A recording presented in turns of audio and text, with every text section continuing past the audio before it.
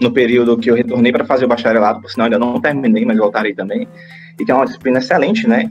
E eu trago aqui a proposta, né, que o professor Storge já discute há algum tempo, que não é propriamente só a geografia do turismo, né, mas muito mais uma proposta de geografia do lazer, até porque o turismo, ou melhor, o lazer vai muito além do que pode ser o próprio turismo em si, tudo bem? Então, vamos lá para nossas reflexões. Então, eu trago aqui para a gente discutir alguns slides, são bastante, é verdade, mas espero que a gente consiga ver ao longo desse tempo, do nosso prazo, certo? Então, vamos lá. Então, a gente traz a seguinte reflexão, que os espaços litorâneos são alvo de desejo e símbolo de status e consumo na sociedade ocidental. Isso é um fato que a gente já observa, sobretudo a partir da segunda metade do século XX, certo? Então, alguns fatores contribuem para isso. A difusão do turismo de massas, o crescimento da indústria hoteleira e a intensificação da vilegiatura marítima reforçam esse interesse pelo mar. Então, entre outros fatores que acentuam essa dinâmica, a gente percebe o advento do tempo livre e a consolidação de uma sociedade de consumo, como resultado de lutas sociais, de conquista de tempo, de direitos trabalhistas, que a gente perdeu muito recentemente, é verdade, mas que a gente ainda tem alguma coisa ainda para usufruir desse espaço. Então, resultaram em profundas alterações econômicas, tecnológicas e culturais, certo? Então, essa verdadeira corrida que acontece em direção ao mar desemboca nessa necessidade, ou nesse desejo de consumir espaços, né? Não é somente consumir um produto em si, mas consumir o próprio espaço em si através de uma residência, através de um apartamento, de uma casa, enfim. Vamos discutir isso, certo?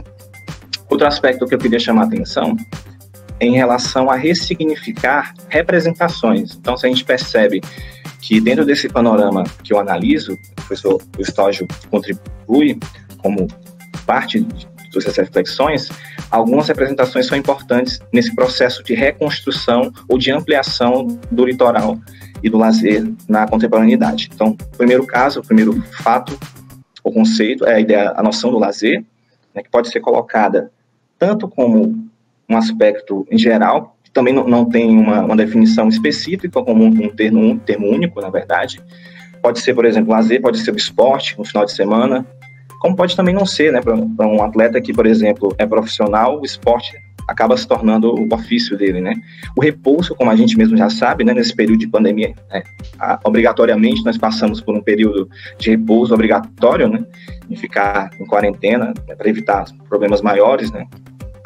Então, a gente sabe que em determinado momento, esse repouso que a gente, porventura, teve, e nos primeiros momentos foi um descanso de quem conseguiu, obviamente, né, permanecer em casa durante um período, viu que depois de algum tempo acabou se tornando um certo, como que eu posso dizer, cansativo, de certo modo, apesar de até se adaptar à nova realidade, né? Quando a gente está retornando, praticamente tudo voltou agora, né? A gente espera que demore um pouco mais para que a gente consiga evitar maiores problemas em relação à pandemia.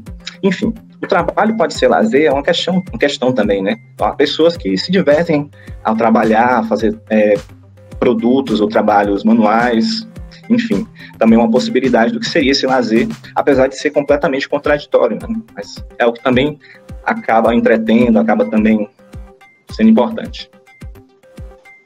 O ócio, por exemplo, é o próximo conceito, onde a gente destaca a importância dele como uma série de conceitos, seja ele como uma atividade oposta ao trabalho, algo completamente diferente, poderia ser o estudo, por exemplo, ou como uma folga em si, ou um hiato do trabalho propriamente dito, como uma forma de aumentar a produtividade no segundo momento, né?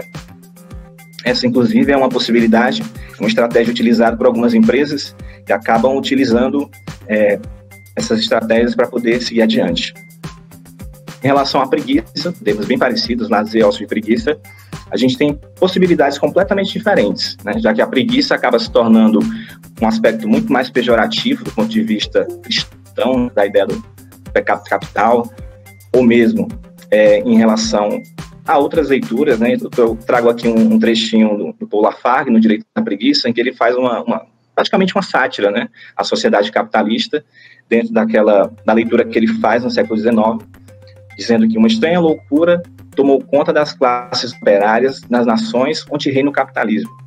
Esta loucura trouxe consigo misérias individuais e sociais.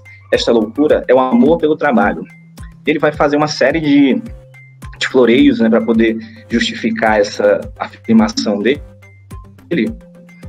Na discussão histórica, né, vai pegar um pouco aí do que até distorcer um pouco do que o sogro dele fazia, né, o Karl Marx, e discutir, né, já que o Marx faz essa discussão ao longo do tempo, nessa perspectiva do que seria o trabalho, a divisão social, a luta de classes. Ele vai falar que tudo isso aconteceu, né, todos os problemas da sociedade são resultado do trabalho, né, como propriamente acaba associando na Antiguidade Clássica, que o trabalho acaba legado aos escravos, né, que acabam perdendo todo o direito de exercer qualquer atividade intelectual e uma série de outros direitos que eles não possuíam, né.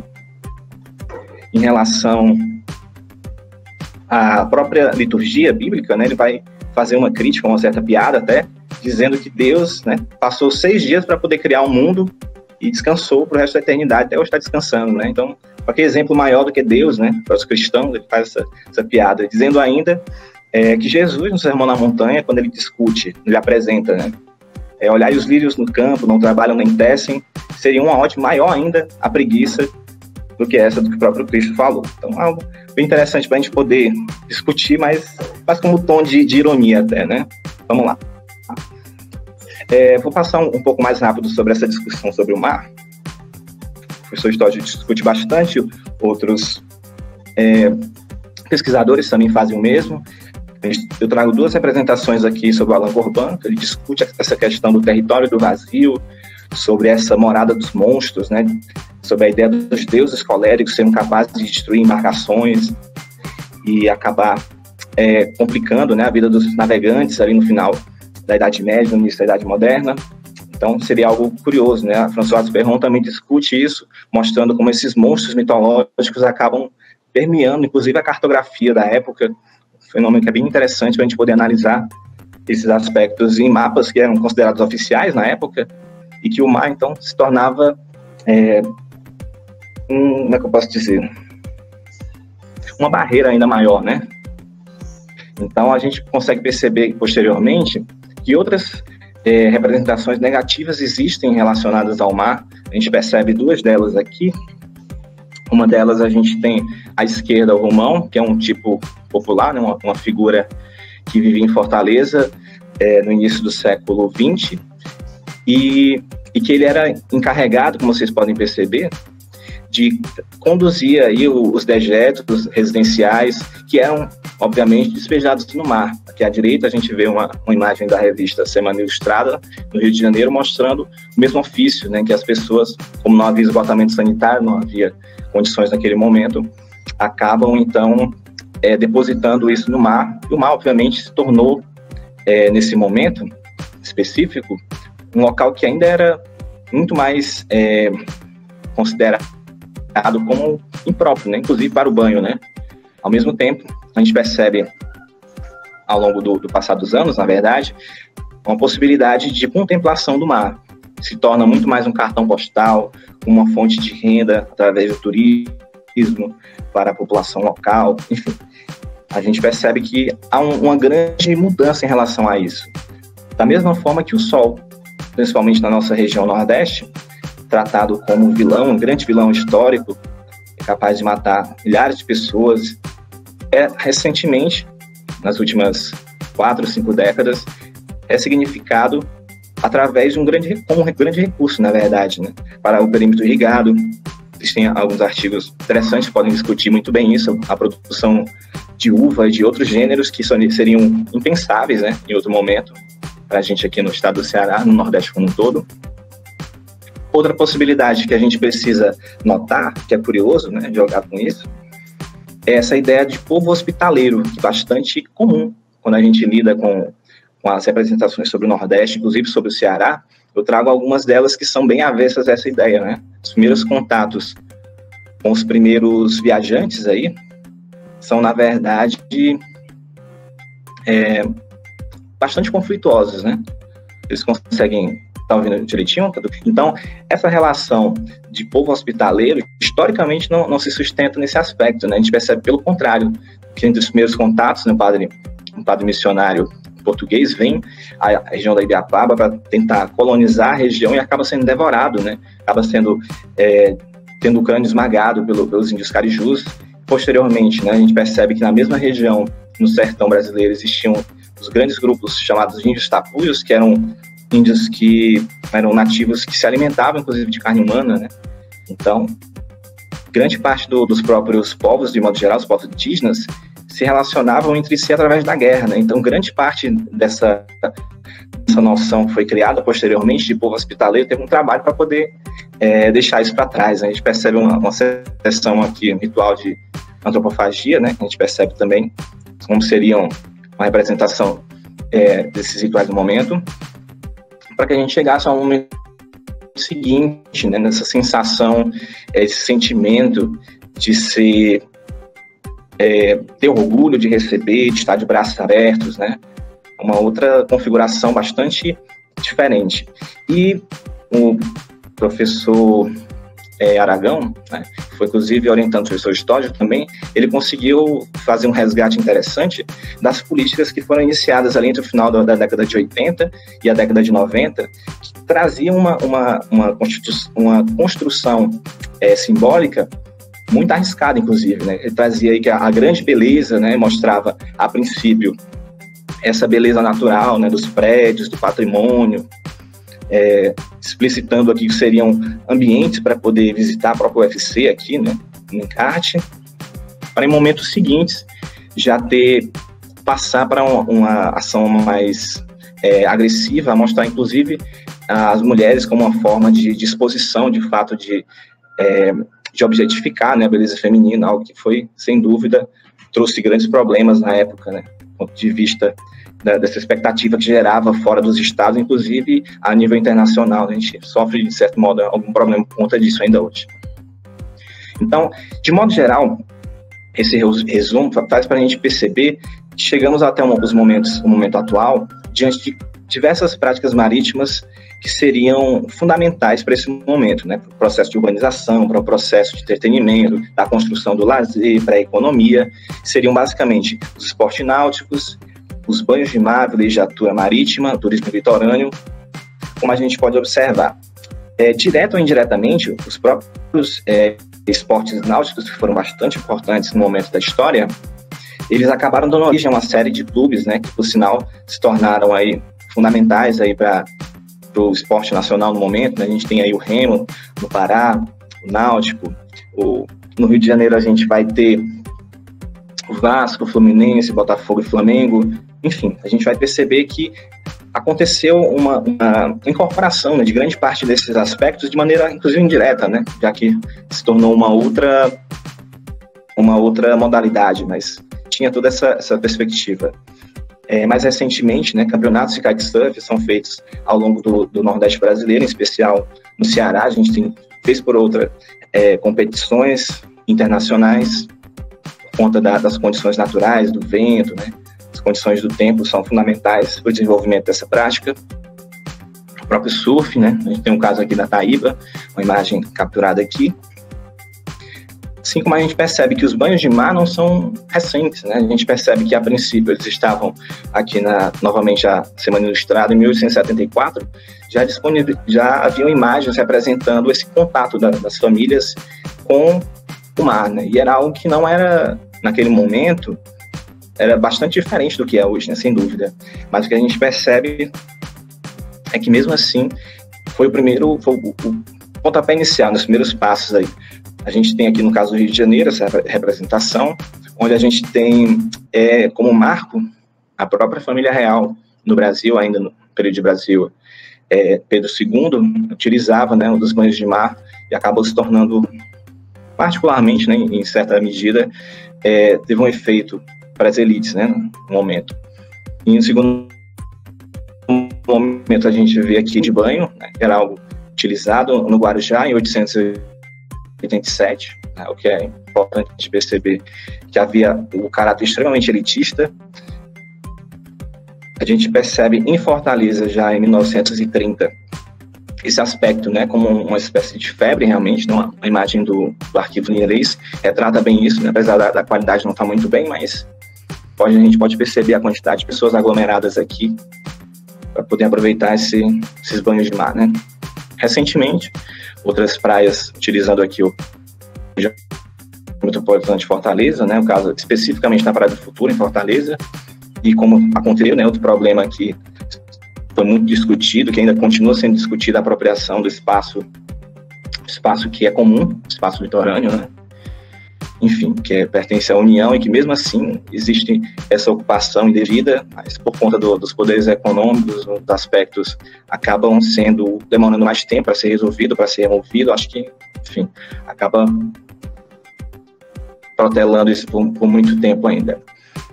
O aspecto da vilegiatura, especificamente, foi o foco do que eu discuti, do aspecto do lazer, do ponto de vista da utilização de um imóvel, né, que tem origem aí, o seu renascimento, por assim dizer, né, tá associado a essa renascença italiana, que utilizava esse espaço, essa vila, né, como vila de recreio, como traz aqui o professor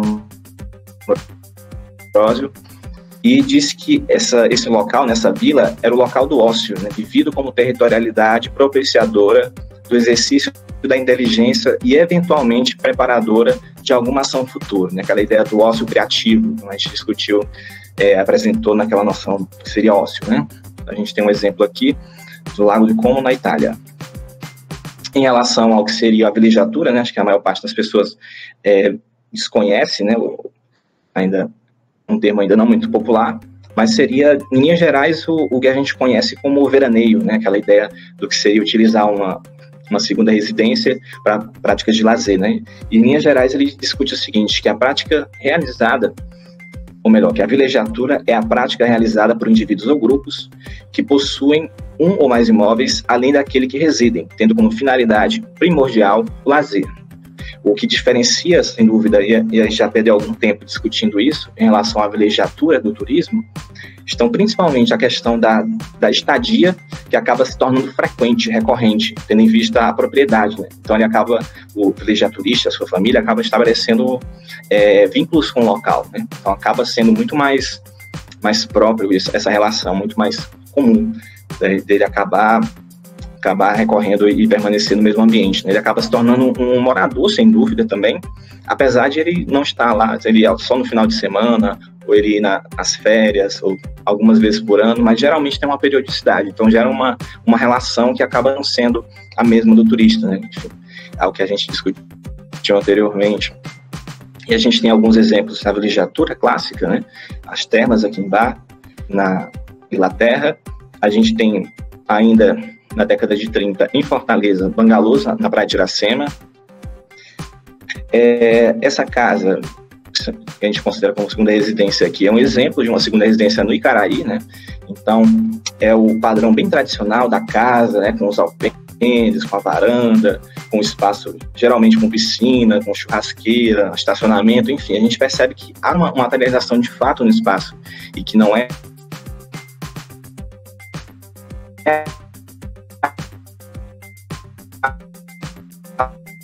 à toa, né? Que surgiu mais uma casa e que, na verdade, essa casa destoa, provavelmente, sem o atual, acabou interferindo no processo de expansão do tecido urbano. Então, fundamental para entender essa expansão, os municípios vizinhos, sobretudo Caucaia e Aquiraz. Posteriormente, a gente tem São Gonçalo do Amarante e também Cascavel, e em direção ao longo de toda a costa, mas com menos intensidade, né? A gente percebe esse movimento. Então, esse é um modelo mais comum, mais tradicional, que seria daquele momento. Isso já é um modelo mais interessante, mais recente, porque ele acaba associando o aspecto residencial e também um aspecto, às vezes, né, projetado para o turismo, né, com esse espaço interno para que a pessoa possa utilizar dentro do próprio ambiente, dentro do conforto, tudo mais, assim como as formas espaciais, sem dúvida, são outras, né, os impactos pela densidade de unidades acaba se tornando maior, tendo em vista as modificações do espaço, e a gente tem aí uma série de problemas e dificuldades relacionadas ao que aconteceu aí do ponto de vista em Aquiraz. A gente tem vários resorts, vários condomínios residenciais que acabam destinados em parte, direta ou indiretamente, ao uso turístico, mas também ao uso através da vilegiatura, né? Então a gente tem um padrão bem diferente. Outro exemplo, Tadeu, né, um colega na época da dissertação, ele fez um estudo paralelo a entender isso dentro da cidade de Fortaleza, e ele descobriu que, analisando os dados, né, fornecidos pelo IBGE, que a maior concentração na região metropolitana de segundas residências estava na capital. E se desenhou, na verdade, um movimento, uma dinâmica de apropriação desse espaço fortalezense, esse espaço cearense, espaço local, por pessoas que vinham exatamente de outros estados e também vinham de outros países, né, como a gente chegou a entrevistar em algumas situações, para poder identificar que, de fato, né, no coração do que seria as áreas mais valorizadas do ponto de vista econômico, né, do mercado imobiliário em Fortaleza, grande parte desses ambientes eram segundas residências, né? Estavam justamente no Meireles, na Praia de Iracema, em parte da Aldeota. Então, o curioso é que a gente não identificava até o momento, já que a gente tinha um padrão em mente, né? A gente percebe que o apartamento acabou se tornando também um dos maiores vetores dessa expansão. Em termos do que seria o turismo, né, a gente tem uma discussão relacionada ao termo clássico, né, pela Organização Mundial do Turismo, que seria uma atividade do viajante que visita uma localidade fora do seu entorno habitual, por período inferior a 1 ano e com propósito principal de atividade não remunerada. Então, uma expressão bem clássica, né? Estou tentando fazer para vocês aqui um resumo do que seriam esses conceitos, para a gente tentar diferenciar um do outro, saber o que acontece de diferente nessa situação. Tudo bem? Vamos seguir. Opa. Então, a gente tem, das denominações do turismo, várias aqui que a gente pode considerar e que são interessantes para a gente poder perceber. Algumas, inclusive, né, chocam entre si, outras fazem parte umas das outras, mas para a gente entender que como o turismo ganhou força, né, nesse período e como ele se tornou aí fundamental nesse aspecto. Então, vamos lá. O turismo de massa seria uma dessas especificidades. A gente tem uma representação aqui no caso de Canoa Quebrada, onde claramente a gente percebe essas grandes áreas de turismo até guiado, né, por agências de viagens, que seriam parte desse padrão, né, para a gente entender o que seria isso, destinos bastante tradicionais e que geralmente aglomera muita gente, as pessoas já têm um certo interesse, um costume de ir a ele, né, Canoa Quebrada, Jericoacoara, de certo modo, também gosta de uma certa preferência em relação a isso. A gente vê o contrário disso, que seria um turismo comunitário, né, através no caso da Resex, da Praia do Canto Verde. A gente tem outros exemplos também agora no Genipapo Canindé, que também é uma comunidade indígena que fica numa lagoa costeira bem próxima relativamente ao litoral, também em Aquiraz, que são áreas que também pregam por um desenvolvimento diferente, né, pelo envolvimento local, da comunidade, que gere a chegada dessas pessoas, né, inclusive é algo para a gente poder pensar com um modo contrário, que seria esse turismo de massa, né, que seria uma coisa mais, no caso do comunitário, muito mais específico, né. No caso do turismo de sol e mar, eu chamo a atenção, no caso aqui, a gente poderia utilizar o caso do litoral inteiro, né? Eu chamo a atenção no caso de Lagoinha, em Paraipaba, um cartão postal desse exemplo, né? Por outro lado, o turismo de eventos, né? A gente tem aqui a importância que adquiriu na última década através da construção do próprio Centro de Eventos de Fortaleza, né? Que substituiu o antigo Centro de Convenções com uma capacidade muito maior para outros eventos, né? Utilizado com frequência. A própria ideia de um turismo de negócio, né, que seria até contraditório, considerando a ideia de que o turismo está vinculado à ideia de uma atividade de lazer ou de uma atividade não remunerada, né? Então, a gente tem aqui. Mas, enfim, vamos adiante, só para a gente entender o que seriam as possibilidades do turismo. Em termos de turismo no interior, a gente tem o turismo sertanejo, a gente tem aqui Quixadá, Pedra do Luzeiro, aqui em destaque, como uma alternativa, né, uma interiorização desse processo, desse fluxo do turismo. Ecoturismo também é um outro exemplo. A gente tem aqui o Ubajara, uma imagem que foi tirada há algum tempo. A gente tem um próprio turismo religioso, que tem uma uma motivação muito mais voltada ao aspecto cultural, né, da devoção, ao aspecto da festa em algumas situações, que é algo que também movimenta bastante, né? O professor Christian discute bastante esse tema, é realmente interessante. Em relação às segundas residências, foi o que eu acabei analisando no período da dissertação, eu vejo como um fluxo paralelo a isso. Então, no primeiro momento, a gente tem uma discussão em 1980, no primeiro censo, que contabilizou as segundas residências, né? Então, a gente percebe a importância de Fortaleza, de Caucaia e Aquiraz. Então, a gente vai ter essa ampliação ao longo do tempo. Em 91, esse fluxo se torna ainda maior. Então, se antes ficava entre 1.000, no primeiro momento, entre 1.000 e 2.500, no segundo momento, esse número vai ficar entre 2.500 e 5.000, né, esses 3 municípios principais, com destaque para o litoral leste, que acaba ampliando também, em certa medida. Em 2000, Fortaleza e Caucaia crescem bastante nesse período, e Aquiraz fica um pouco abaixo apenas desses dois, mas acaba sendo ainda centro desse movimento.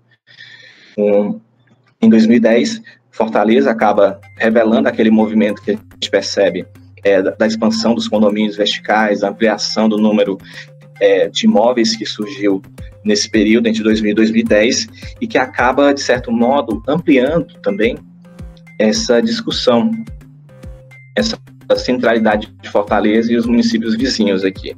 A gente ainda não tem os dados de 2020, a gente espera, né, por isso, para saber o que aconteceu de movimentação nesse período.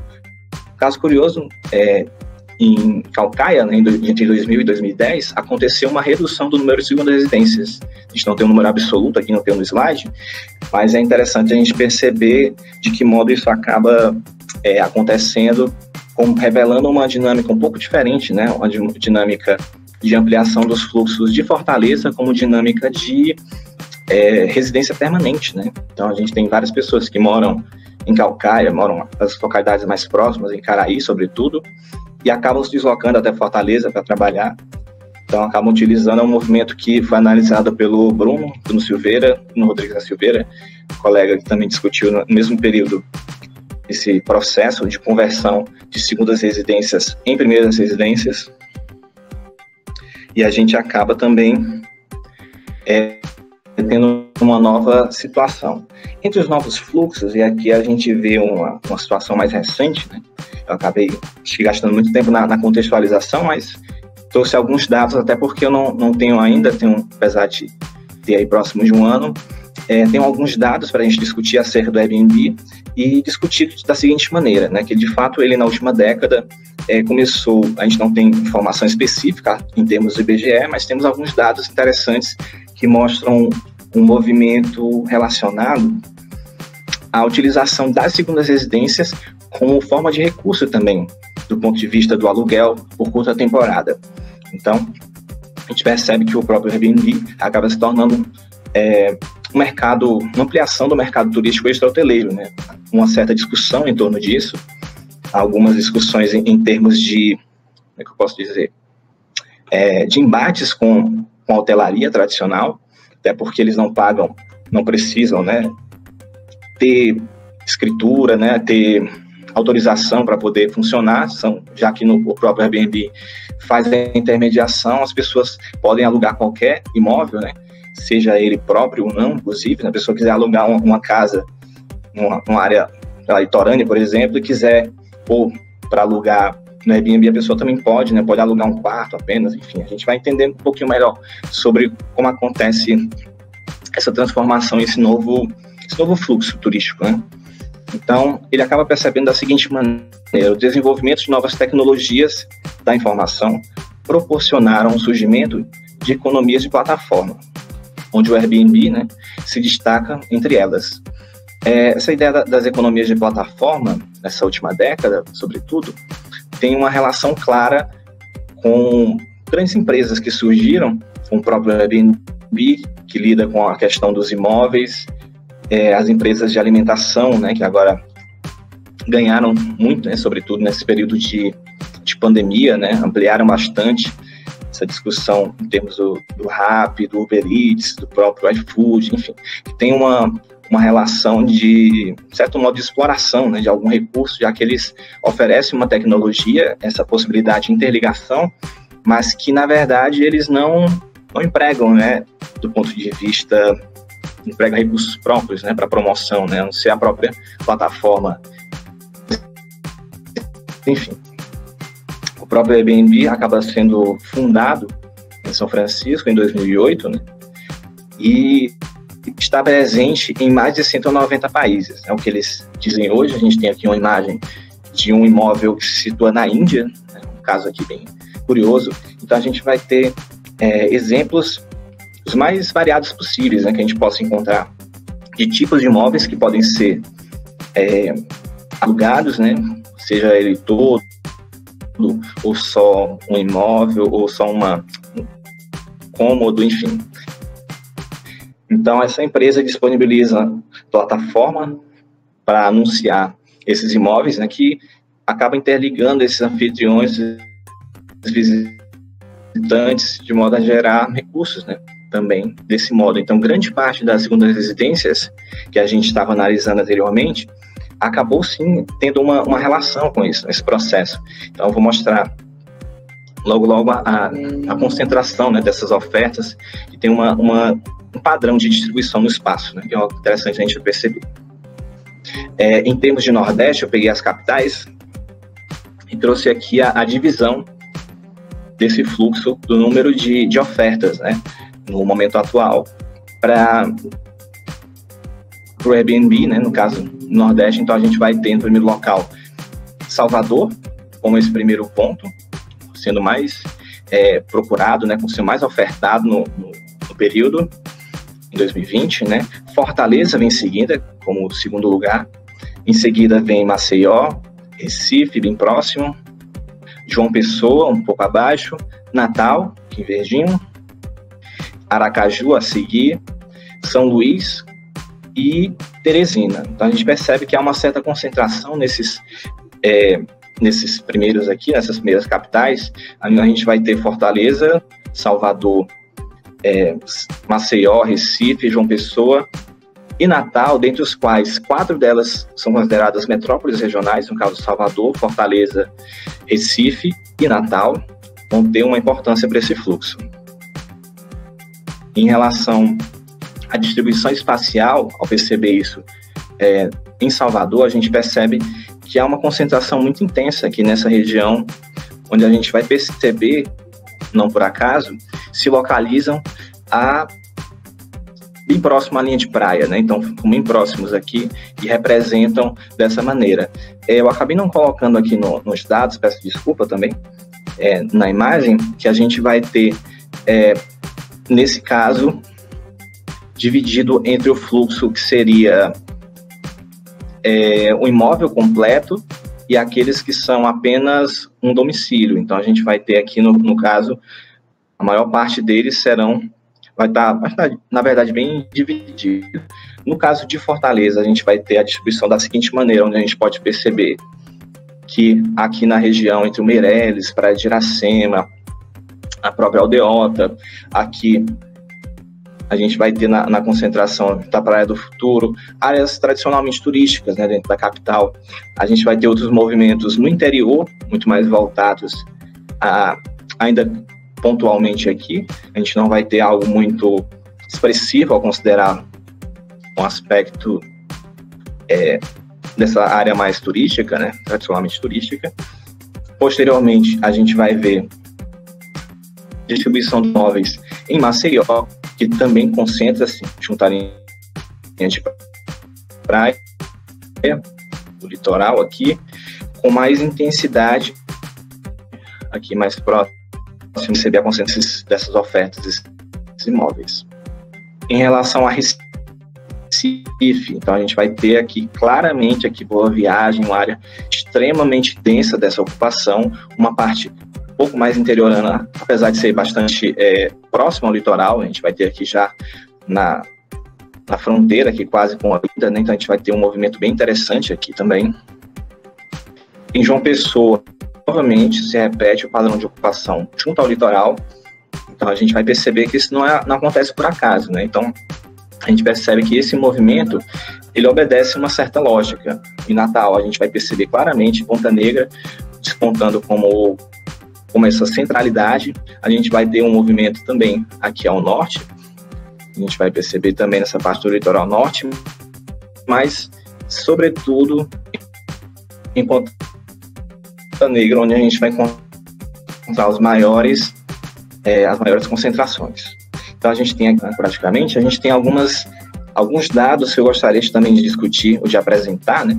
Essas partes dos dados ainda estou analisando, então são dados recentes, eu ainda não tive tempo de desmiuçar, de poder discutir claramente. Então, eu trago no primeiro momento para vocês, para conhecer, perceber o que aconteceu nesse período, certo?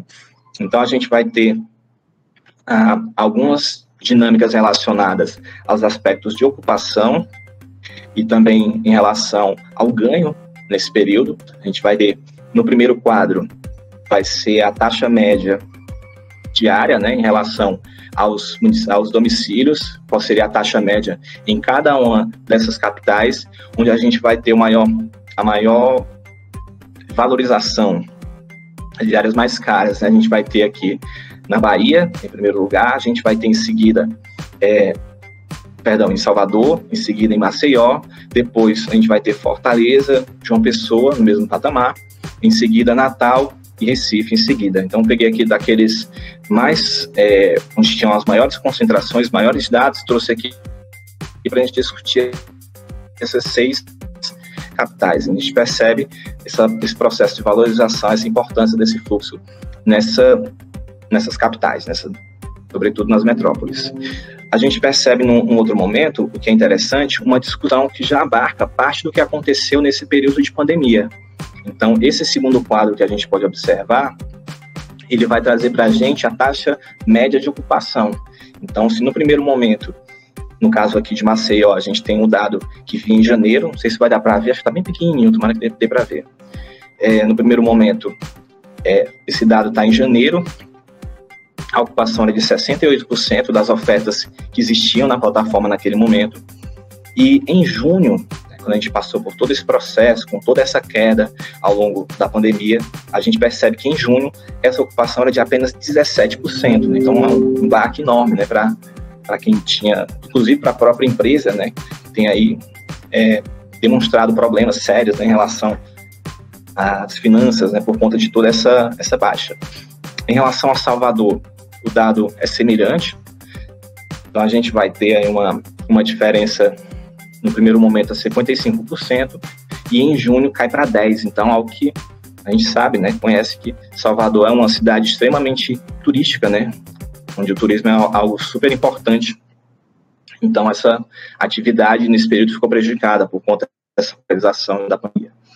Em Fortaleza, a gente tem algo semelhante, que sai de 68% também, e cai para 16% em junho, né? A gente já tem aqui um momento mais baixo, onde foi registrada essa série histórica, né? Então, no momento seguinte, a gente vai ter em João Pessoa, apenas até abril, né, infelizmente, né? Não tem esse dado atualizado ainda, mas que naquele momento tinha caído algo semelhante, de 67% para 17%, em Recife, de 58%, percebendo um aumento em seguida, que ainda não foi computado, e uma queda logo em seguida também. Então, a gente percebe que nesse período ainda estava muito intensa a ação da pandemia, como ainda acontece em grande parte do país. Em Natal, isso também se repete, vai de janeiro a abril, acaba uma receita aqui, tendo a maior receita entre as cidades listadas, né? Então, a gente vai ter, em primeiro lugar, Fortaleza, e em segundo lugar vem Maceió, né? Na sequência, Recife, Salvador. Enfim, a gente percebe que, em termos de receita, houve um baque imenso, né? Quando a gente percebe essa queda, na verdade, né? Que ele registra aqui, a gente percebe que, se no primeiro momento Maceió tinha 3.750 em termos de receita, caiu para junho em Salvador, em Fortaleza, mesmo se repete nas demais cidades, né? Então, a gente percebe que já de forma clara, né, os impactos. Houve, inclusive, um problema sério, né, relatado pelos próprios diretores, né, da empresa, do Airbnb, que relata, né, nesse caso, ele diz aqui: demoramos 12 anos para construir o negócio do Airbnb e perdemos quase tudo em questão de 4 a 6 semanas. Né? Uma fala do Brian Chesky, que é o diretor, fundador da empresa, né, do Airbnb. E nesse período eles acabaram demitindo cerca de 1.900 pessoas, né, cerca de 25% da quantidade total de funcionários durante a pandemia. Né? Então a gente percebe que realmente a situação ficou bem complicada em relação à empresa, né, aos seus compromissos, e de modo que eles precisaram aqui, recentemente, pegar um novo empréstimo de cerca de 1 bilhão para poder quitar, né, as dívidas e uma série de questões relacionadas nesse período. Então, basicamente, o que eu quero discutir, as referências, é esse movimento que a gente percebe relacionado a essa transformação, a esse processo de valorização metropolitana, expansão urbana, e que eu acabei discutindo no primeiro momento, através junto à linha de praia, discutindo sobretudo a região metropolitana e a importância de Fortaleza naquele momento. E agora eu quero trazer essa discussão para um âmbito do que seria o Airbnb, né? Se não fechar, né? Então a situação é meio complicada. Mas que, sem dúvida, a gente pode tentar discutir dentro dessa realidade, né? Já que é um novo nicho de mercado que se alimenta, sobretudo, desse novo padrão de residência, né? De imóveis, de condomínios residenciais, e que tem essa infraestrutura, boa parte deles, no aspecto turístico, né? Então, a gente vai ter grande parte desse processo se concentrando nessas áreas tradicionalmente turísticas, tudo bem? Então, seria basicamente isso que eu queria discutir, apresentar, na verdade, em termos desses dados, né? A gente está avançando ainda, precisamos discutir ainda bastante coisa, mas seria interessante, nesse primeiro momento, essa reflexão. Tudo bem?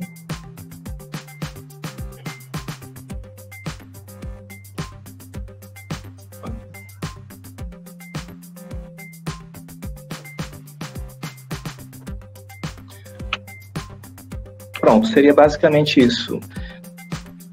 Vocês queriam fazer algum comentário, tirar alguma dúvida acerca de algum tema?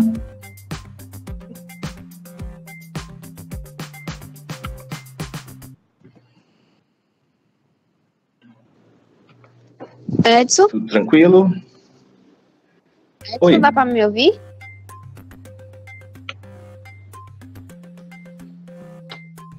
Eu tô te ouvindo. Edson, Quem fala? Edson, você acha que você acredita, né? Que a perdão.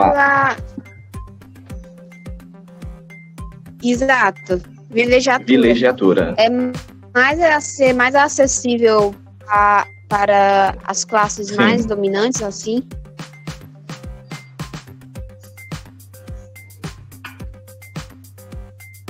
É uma coisa que já foi discutido bastante. Eu só trouxe alguns apontamentos, né? Então, no caso da vilegiatura em si, ela exige, na verdade, a possibilidade, ou melhor, a posse de uma segunda residência. Então, obviamente, a pessoa já precisa ter um primeiro imóvel para depois adquirir esse segundo e realizar essa prática, né, de lazer, né, relacionada a esse processo. Então, assim, sem dúvida, é algo que denomina um movimento de uma elite, né, ou de uma classe média, pelo menos, dependendo da localização. Então, é algo que é interessante a gente perceber esse movimento, né. Sem dúvida, ele é bastante específico. Tudo bem, irmã? Irmã, né? É Irma, tudo bem. Tirou minha dúvida. Tudo bem.